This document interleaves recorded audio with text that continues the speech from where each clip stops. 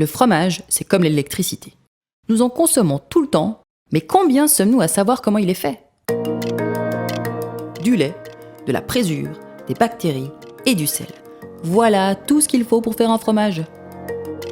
Et pourtant, il y a plus de 800 différents genres de fromage rien qu'en Suisse, des milliers dans le monde.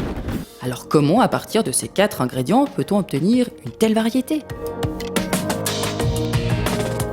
Commençons par le lait. Suspendu dans de l'eau, ce cocktail est riche en protéines, gras, lactose et minéraux. Ajoutons maintenant de la présure. Les protéines se lient alors entre elles grâce aux minéraux et emprisonnent de l'eau et de la graisse. C'est le premier pas sur le chemin du fromage. Le 3e ingrédient entre ensuite en jeu, les bactéries ou ferments lactiques. Rajoutées par le fromager en quantité variable, elles aident à conserver le lait.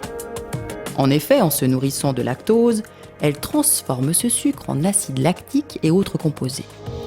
Chaque souche de bactéries est unique et va fabriquer des sous-produits différents, créant ainsi une multitude de saveurs et de textures différentes.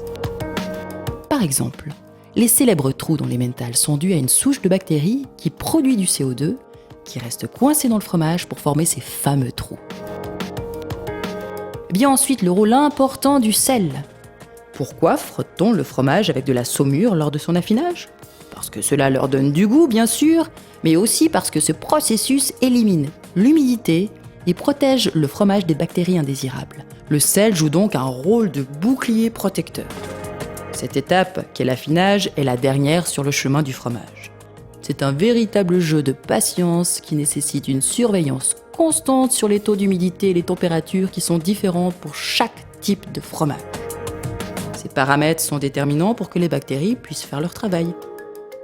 Ainsi, avec seulement 4 ingrédients et un processus assez simple, le nombre de combinaisons entre l'origine du lait, les bactéries, les conditions de coagulation et l'affinage offre une infinité de fromages possibles.